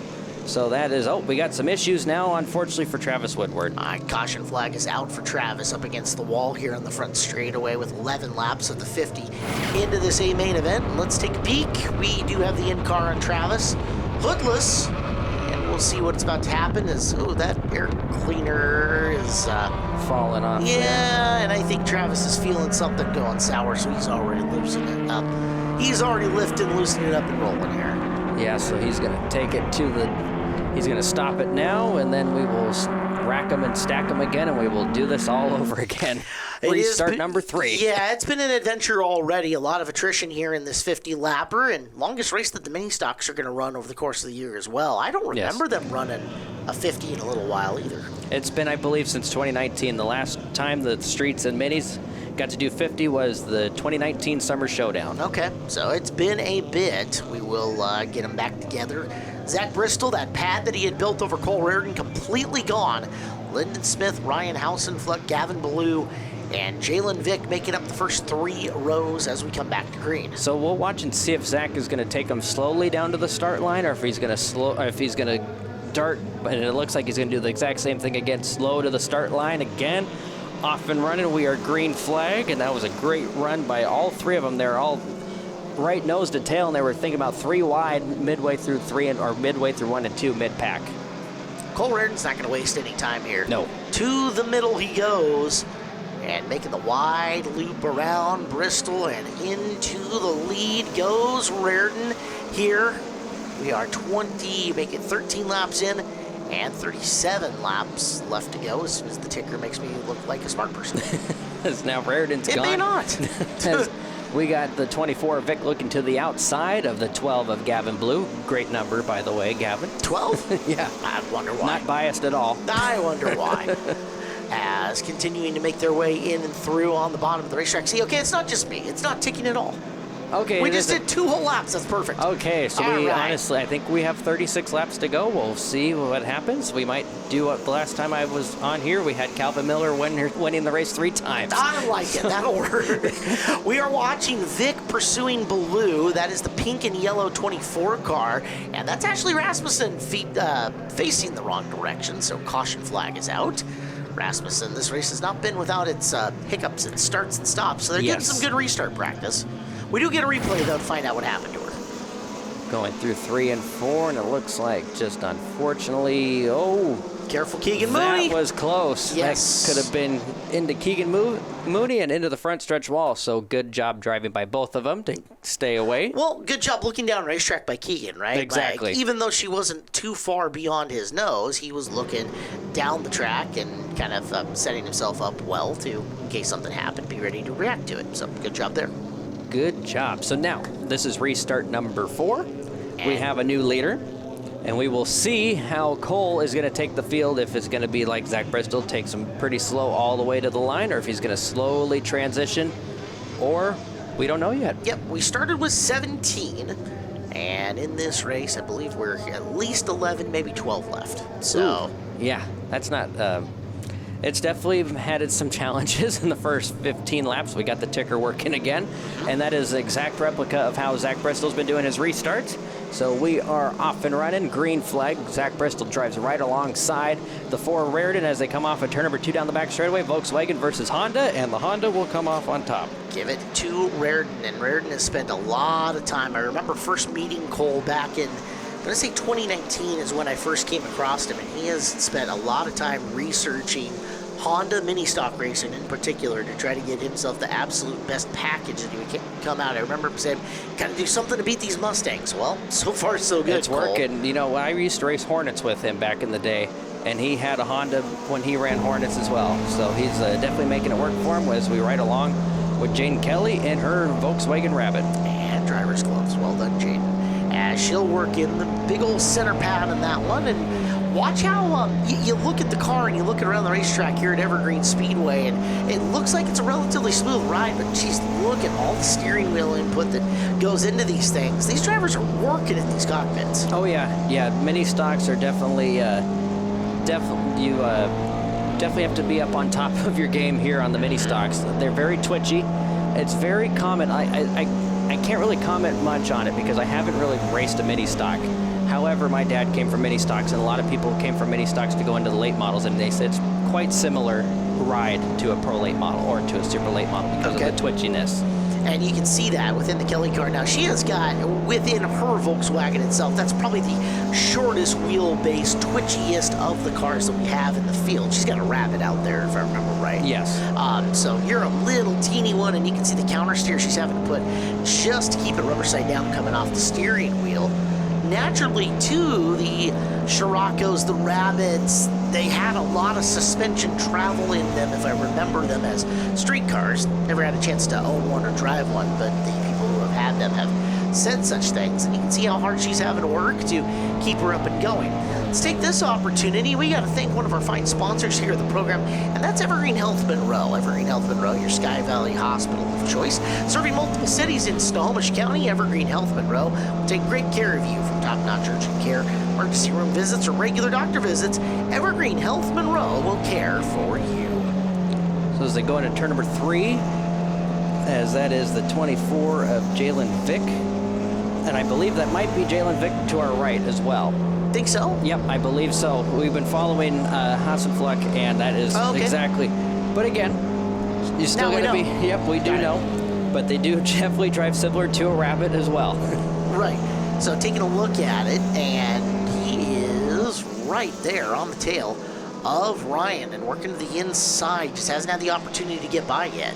Now, if I remember right, I think a Nissan, that's a Nissan if I remember right, and I think that's a rear-wheel drive car. Oh, okay. I'm not 100% sure. I don't know much about the front versus rear on 4 cylinders, but I think a Nissan might be a rear-wheel drive car. All right, I'm going to go with it because I don't know. So I'll just rubber stamp Chad is right, and if you're wrong, direct your hate mail that way. Yep. Austin Kramer off the pace in the 14. Stuff dropping all over the place. Something came off that race car. I saw it. He is slowed. Yeah. We're still under green flag condition, though. Halfway through this race, we just got past halfway mark. 26 in, 24 left. And I think we have ourselves a fixins for another caution. There we go. Yeah, it can't last too much longer. There we go. Yep, there caution we are. is out. So Kramer in the 14 draws the caution just beyond halfway with Raritan, Bristol, and Lyndon Smith, your top 3.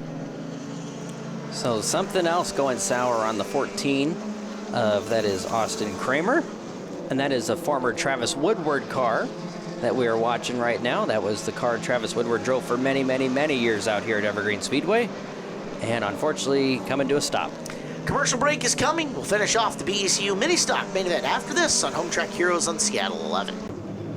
Well, we hope you've caught your breath, taken a long, deep pause, and are now ready to go for the second half of the BECU mini stock main event here on Home Track Heroes in Seattle 11. Our program today brought to you by All Ply Roofing.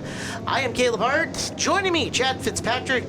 This one's had some twisting turns already, Chad, and some attrition, but we're halfway through her, and Cole Reardon's got the top spot at the moment. Yeah, this has definitely been highs and lows for Cole Reardon in this main event. Looking like at the first lap he wasn't going to make it, and now he is leading this race with 24 laps to go. Going to take him very, very slow once again to the green flag, and they are off and running once again. Green flag in the air from John up in our flag stand, and Zach Bristol trying to get behind the 97 or the 4, excuse me, of Cole Reardon, and no one has anything for Reardon as they go into turn number 3. Now, they have been incredibly deliberate, slow-paced restarts. Yes. No matter who was controlling the pace on these. Yeah. You know, in a late model, that's really hard to do, but I guess in a 4-cylinder car, you can get away with it. I'm guessing so. Yeah. We look a little further back in the field. Lyndon Smith has got 3rd. This is 4, 5, 6, and 7. Ryan Hassenfluck is the white with gold/yellow number 33. Jalen Vick's trying to work to the inside on him in the 24. But it's all for naught because smoke billows from under the hood of Bjornson's 59. So I believe this will be caution number 6, I believe, here. Running out of fingers and toes to count these on. And they're on a time limit here, too. Most main events here, your 30 laps or 30 minutes. I'm guessing they got a little bit more time since they're 50 laps, but they're probably getting close to the time limit here. So of note as well, they are running for the $2,500 Gold Rush coin here. The A main event prize and reward is a $2,500 gold piece for them to take home. Very cool. So we started 17. We definitely don't have that now. Then there were 9-ish. Yes. Ish? 2, There's 4, 8. 6, 8, 9. Yes, we are down to 9. Make me look smart. All right, I appreciate that. Raritan and Bristol. And then it is Hausenflucht and Vic. Blue. Paisley Bender's still chugging away. I haven't mentioned Paisley at all. She's having a really good race. That is definitely a good race. She race. has just hung out, made laps, and survival of the fittest. She's up to 6th. Keegan Mooney is 7th. He is a young move up from Youth Hornets, the 11. And then Ashley Rasmussen. We don't see Ashley race here all that often, but she's been here for the last couple of weeks or so and sitting in the 8th spot. So we're down to 8. Yeah, we're now down to 8. So green flag, that was a better start for Bristol, but once again has nothing for them as they go into turn number 3. But look at Jalen Vick pulls into 3rd, takes that Nissan off turn number 4 into that final podium spot. We'll see if Ryan has anything with 21 laps to go as they are still slowly starting to fan out once again. They will spread. Again, big 3/8, lot of speed for them. So a 1/10 of a second a lap makes a lot of distance on the racetrack, you know what I mean? Oh, yes, yes. 50 laps, that's a big one for them. Most tracks in the Northwest, there's many stock classes in almost all the classes here, or all the racetracks that throughout the Northwest, but 50 laps, that's a big one for them. Indeed. Here goes Hausenflucht to the low side, trying to retake 3rd. Back of the car, trying to step out on him, but gathers her back in and gets that spot away from Vic. So we're down to 19 to go, and Blue's coming in on that battle as well. Say what you will, a couple of spots have changed hands more than a few times. It is that battle between those 4-ish cars has been going for a while, and it's been good. That is definitely the battle on the track right now. 1st and 2nd, they're gone. They got nothing, but definitely a good battle between those 4 cars. That's who's missing. Lyndon Smith dropped out. Yes. All right. Okay, well, that was... because alrighty. Lyndon was running 3rd, kind of pacing those front 2 and way away from this pack of cars, and now there's no more Lyndon. Oops. Oh, wow. I guess that's how observant we are. And it's a long race. Lots happens. Yes. And we don't have ourselves a great view of the pit road off, right? Yes. So we've got our great Seattle 11 crew, and they show us lots of looks, but we don't necessarily always get the biggest of the big pictures. So we are riding along once again with Paisley Bender trying to look to the inside. I believe that is for 5th place. Underneath Gavin Blue, the 2 young drivers looking for a good battle, but here comes Paisley making the complete pass almost on Blue, and it was looking like she was going to go to the inside of Vic as well. Vic opened up the door, but the 33 of Ryan Hausenflucht is now back into 3rd. What great seat time for Paisley here in this race. Not only making every lap, she's been making every lap on the lead lap and racing for position. This is great for Bender, who was absolutely dominant in the Youth Hornets and still getting her feet wet here in the mini stocks. And Bender looking to make some spots underneath Vic and the lap car of Rasmussen at the same time. Definitely used the lap car of Rasmussen as a pick. She has moved up into 4th. Let's see if she has anything for Ryan Hausenflucht, as we got 14 laps to go. She is on a tear right now. With the Brandy Hood Promotions in-car shot on your right-hand side, sun dipping down behind the skies to the west, and Paisley Bender is the woman on the move. As you can see her getting closer to Hausenflucht, she has made up a ton of time in this lap alone. Yeah, she is definitely probably one of the fastest cars on the racetrack now, as that is definitely the case as she goes into turn number 1, able to keep the car right on the white line there. And yeah, Hausenflucht is definitely in trouble here. Well, as Hausenflucht gets rolled in on, let you guys know Nelson Motorsports in Snohomish offers a full-service sales and repair shop. Great prices on ATVs, quads, go-karts, motocross, bikes, scooters, golf carts, and more. Make Nelson Motorsports your one-stop center for motorized ATV fun. It is Nelson Motorsports, the proud sponsor of the Evergreen Youth Hornets division here at Evergreen Speedway.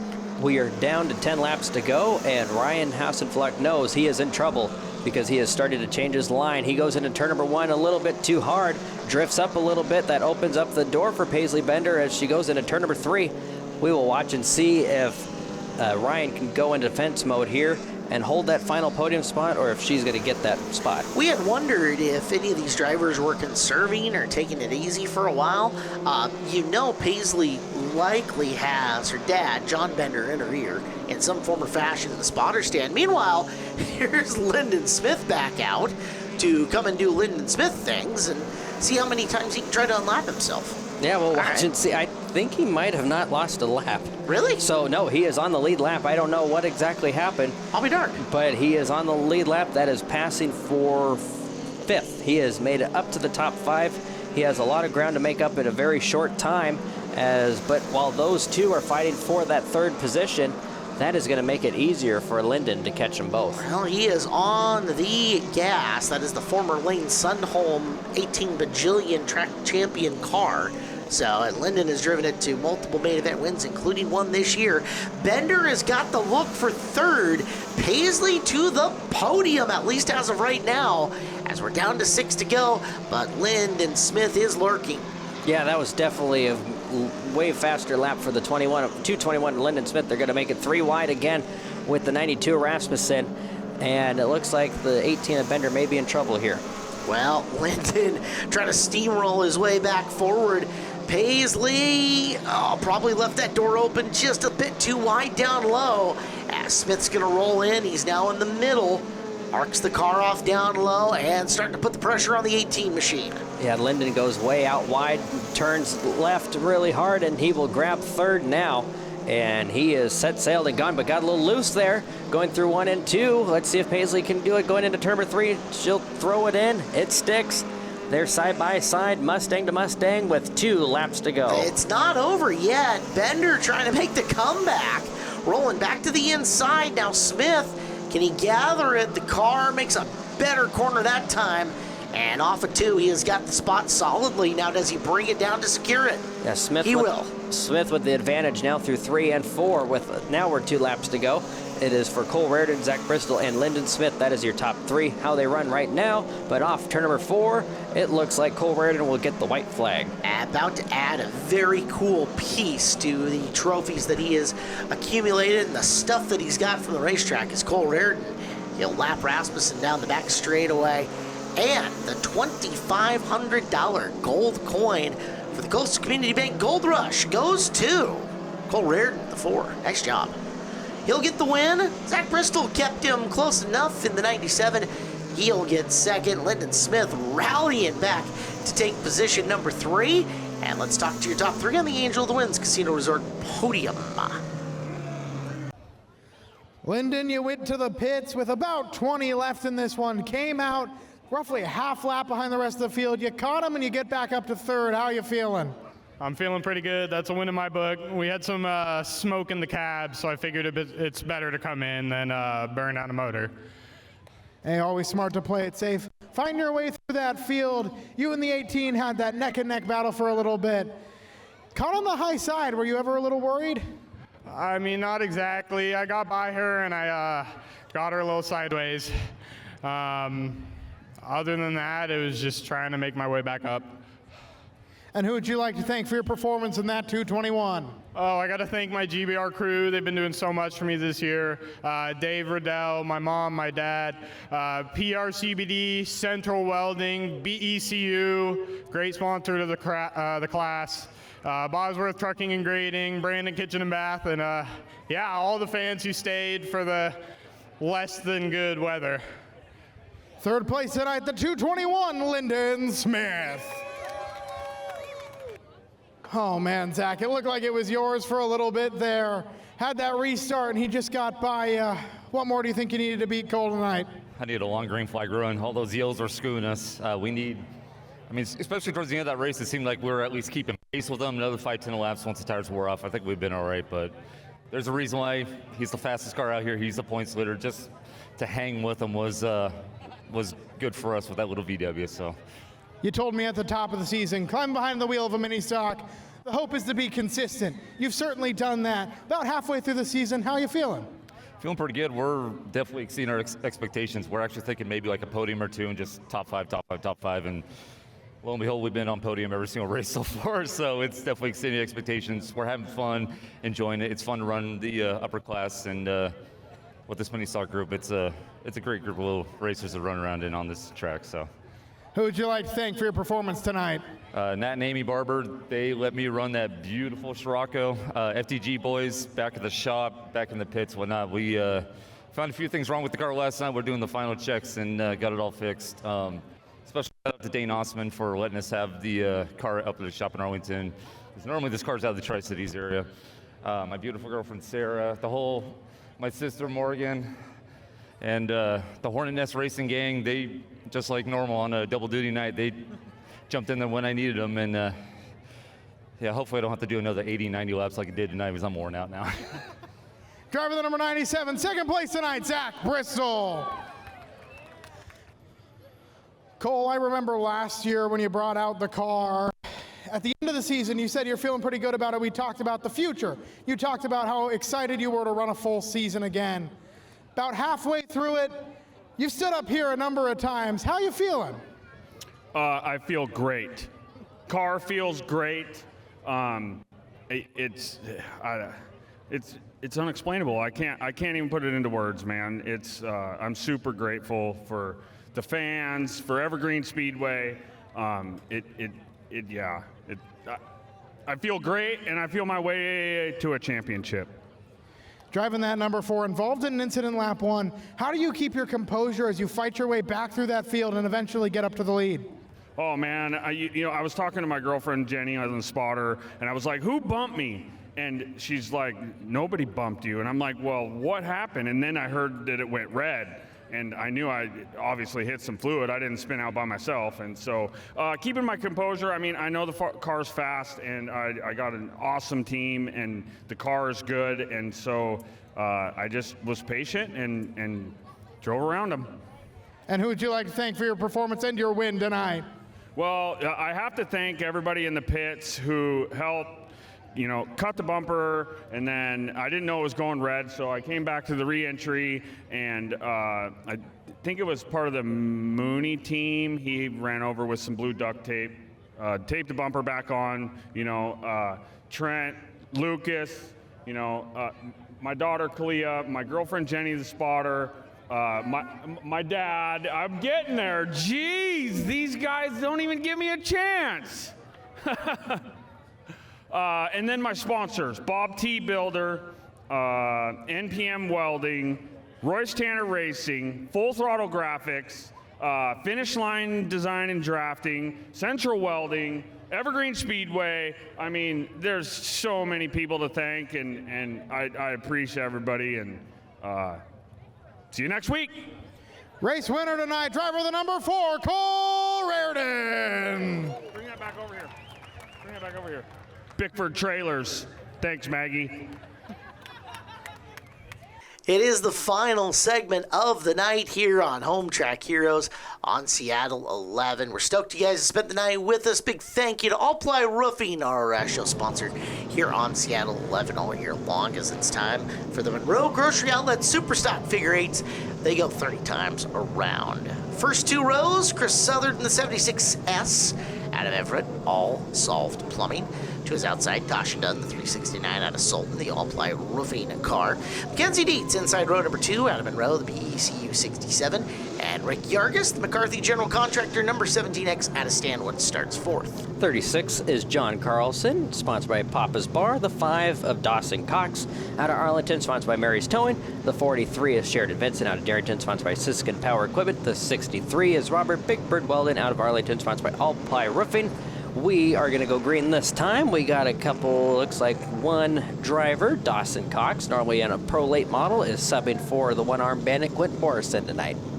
Number of drivers getting prepped and ready because the Figure 8 Nationals are on their way here in just a few weeks on Home Track Heroes. Stay tuned for more details on that, but that is going to be one of our best Figure 8 shows of the entire year. We're looking forward to that, as is. The big hitters are here, and we are ready to go for for Superstock Figure 8A main event, the final main event of the night here on Home Track Heroes. Chris Southard grabs the lead momentarily as they go through the south turn, but Tasha Dunn will regain the lead as they go into the north turn, as definitely a tight car on the 369. The car does not want to turn, but Mackenzie Dietz grabs the lead, and she will lead lap number 1. Here comes the 36 of the Cowboy, John Carlson. Chris and Tasha sure took the scenic route through Yes, they that most definitely. south end. Those were very non-traditional looking opening laps, were they not? Yeah, but you know what? It worked out for Mackenzie. It worked out for the Cowboy.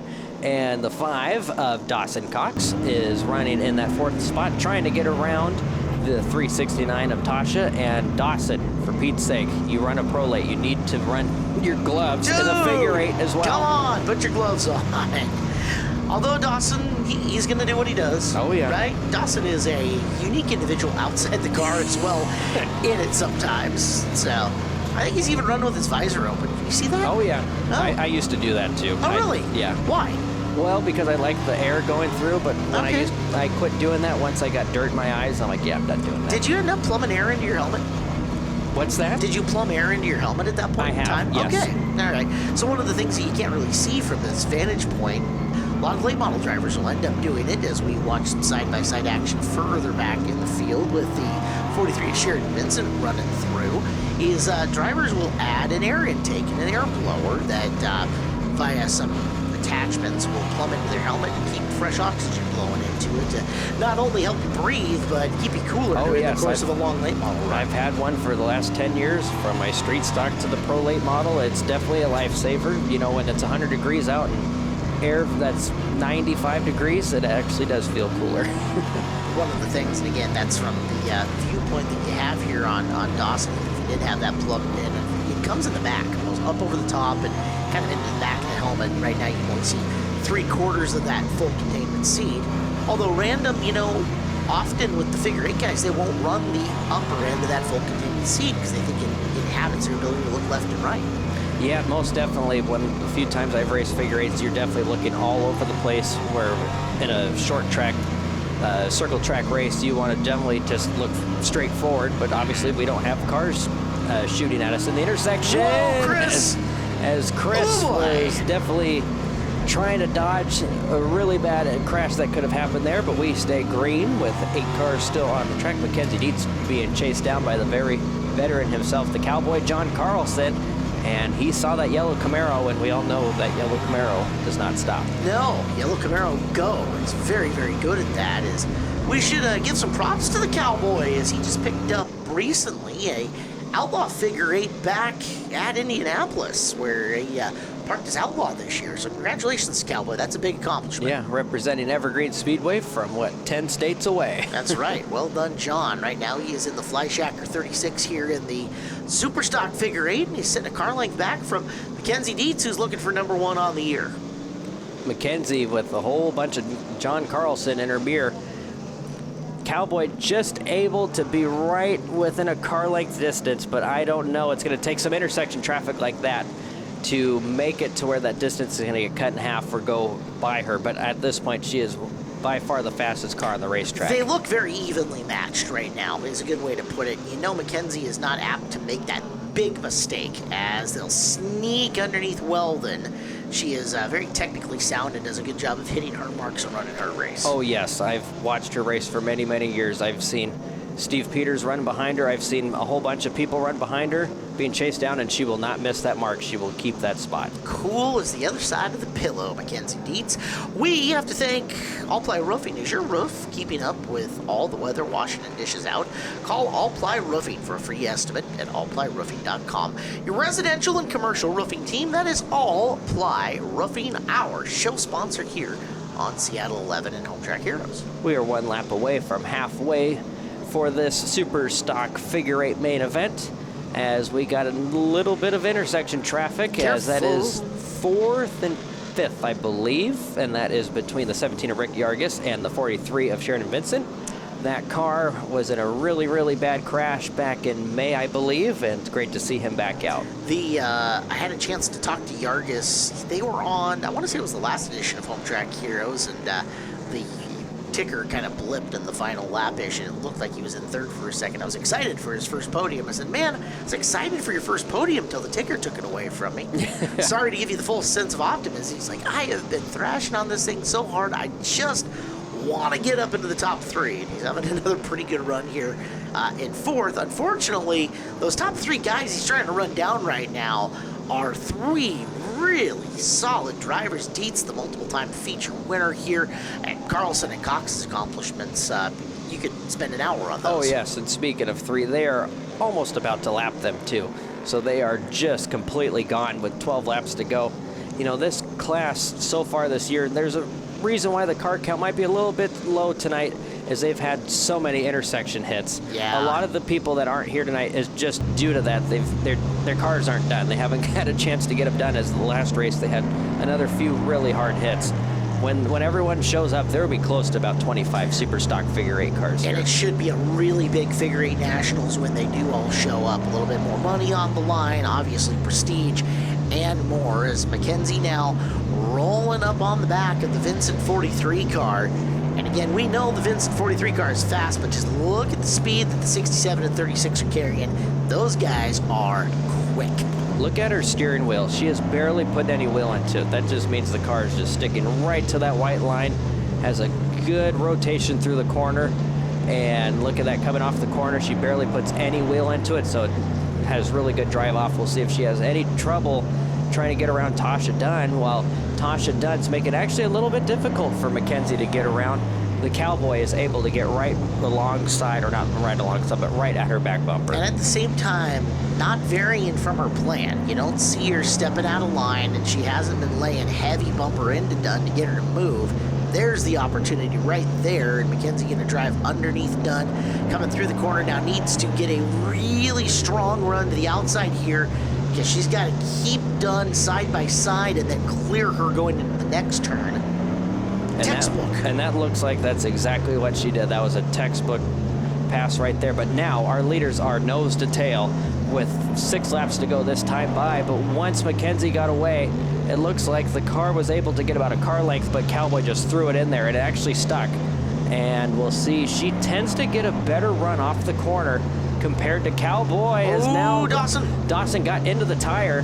So that, let's see if that might have messed up a little bit of the handling on the car. I bet the car is probably towed out now. And at the same time, that might have given Mackenzie a hair of space that she might have needed, although John got back in on that real quick like, so the 36 has got the speed. It's just Dietz has not made a mistake at all in the 67 here in this race. It was, I mean, she is just right there, right on the white line, except for that time, but you want to give it a little extra room to get around Southard. And like I said, we kind of touched with this in the Hornets. They don't get the blue flag. No. So thank goodness. The blue flag is only for oval track racing. So they get to race with the when you're a lap car, you tend to race with the lead lap cars. Right, and like we said, there is some strategy to it. You don't want to pass that lap car too early in the corner. You kind of want to let it ride all the way through until you've got the inside lane in the next turn, and that way you're not going to get surprised by somebody on your outside all of a sudden. Most definitely. So we got Robert looking, but not enough time. That was enough time for him. We got 2 laps to go, and once again, Cowboy is just right on the rear bumper of Mackenzie, but Mackenzie smooth through those corners. Cowboy is there. He is very subtle with his front bumper usage, although he hasn't been right up on her to the point where he can tap yet. So if you're going to see it, it's going to be sneaky subtle here. So they'll get around Yargis. He's not even really close enough to lay the front bumper. Not enough time, as they will take it through the north turn this time. It is completely clear. Look at that. It will be her first win of the year. Good job, Mackenzie Dietz. Look at that. Dietz gets the W. That was flawless out front. Carlson 2. Cox takes 3 in the 5 car to finish out our night here on Home Track Heroes. First, though, let's talk to your top 3. We will send a trackside to one of our fantastic reporters with the Angel of the Winds Casino Resort Podium. Here is your winner. Well, Dawson, another run in that number 5 machine. How did it feel tonight?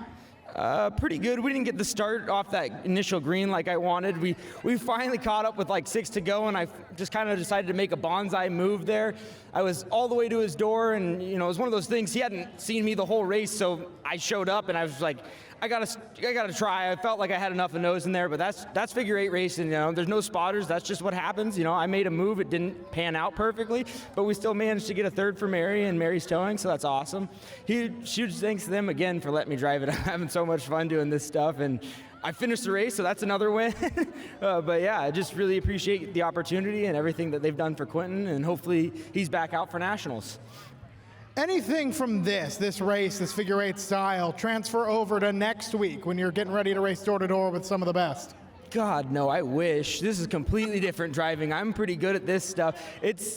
One's like, you gotta be super slow and meticulous, and the car's gotta be perfect. This stuff, it's like, the car's gotta be good, but as a driver, you can make up and you can drive it, and I think that's what's so cool about this class. And who would you like to thank for your third place tonight? Let's go back to Mary's towing. She's done a lot for Quentin and for this class, so it's cool to see it, and a huge shout out for letting me drive it again. Driver the number 5 tonight, Dawson Cox, third place. Cowboy climbing back behind the wheel of a super stock figure 8. You do have a title in this class, but you're mostly known out here for the Outlaw. How's that been transferring here this season, running an Outlaw out east and then running the super stock here? It keeps you on your toes, especially being back east with those guys, because it's just a whole nother level back there. It's crazy. But, it keeps my skills just sharpened up coming out and racing with these guys. Helps me out anyway. Running right behind that 67, what more do you think you needed? Oh, Mac was running really good tonight. Short of just giving her a bumper and knocking her out, but she could have given it to me in the next corner. So you just kind of take what you get, and tonight was second place. And who would you like to thank for taking home second tonight? Well, since I'm driving the Superfly car this year, I got a whole list of people here. So we got Rev Up Energy Drinks, Sky Valley Tree Service, B&R Machine Works, Papa's Bar, SRP Transport, and Central Welding. I hope you guys liked the show. That was a little fun there. Driver of the number 36, Cowboy John Carlson. All right, Mackenzie, got a lot of people up here with you. Who's around you right now? My family and my crew. Had a great run there in that number 67. You had one heck of a driver right there at your back door. You've said in the past you just don't look behind you. Is that the same case tonight? Yeah, I saw him I only have the side mirrors. I don't have a rear view mirror, and so I saw the black car, and I was like, oh man, he's coming for me. And I knew he had me in the north, and I had a little bit for him in the south, and so I just tried to do what I could without burning off the tires. Nationals right around the corner. How you feeling going into that one? That race always makes me super nervous, but I'm really excited. We won a couple of years ago for the first time, and it's just such a special race. So, we're going to get the car ready for that race and come in ready to do it all over again. And who else would you like to thank for your win tonight? First and foremost, I have to thank my crew. They do such amazing work in getting the car where it needs to be for race day. And then my sponsors, BECU, Buzzin, Bickford Ford, Two Girls in a Leaf, Rep and Welding and Rail, Kayak Point Construction, Central Welding for helping us with the nitrogen in the tires, and Ghostum, who helps us with our motors, and just everybody else who helps us with the car for the season. I think I'm forgetting somebody. I just can't remember who at the moment, but Brandy Hood Promotions, thank you, Mike, just for all the in-car photos and videos. She's almost to 500 followers on her YouTube, so if you could go and give her a follow on her YouTube, I'm actually giving away a $25 Buzzin gift card to whoever she chooses. So thank you guys for following her, and thank you for the fans for being here tonight. Driver the number 67, your Super Stock Figure 8 winner, Mackenzie Dietz. Well, congratulations, Mackenzie and her crew. Car was on rails. Good job by them tonight, and way to finish off the show. Most definitely. Good job, Mackenzie. You, sir, have big duty next week. You will not be on the show because you have got to get your car prepped up for the Mark Galloway Tri-State Challenge Series Car Tour West 150 Shootout. And it's coming up next Sunday here on Home Track Heroes. So, Chad, start getting ready. You got a big most one. definitely. I know how much you love the 5.8s. So good luck with that one. Thank That's you. next Sunday on the show. The next time you can come to Evergreen Speedway, and you need to be here for Saturday, July the 12th. That is the BECU Figure 8 Nationals. All 3 Figure 8 divisions will be in action. Street stocks and vintage mods as well. Going circle tracking if you prefer it that way. Fantastic show today. Well done, Griff and Derek. Well done to all of our Seattle 11 film crew. And, of course, Ben and Derek on our trackside interviews. I'm Caleb Hart for Chad Fitzpatrick. Good night, everybody, on Seattle 11 Home Track Heroes. Thanks for watching Evergreen Speedway's Home Track Heroes on Seattle 11. Join us next week for more great racing from Evergreen Speedway.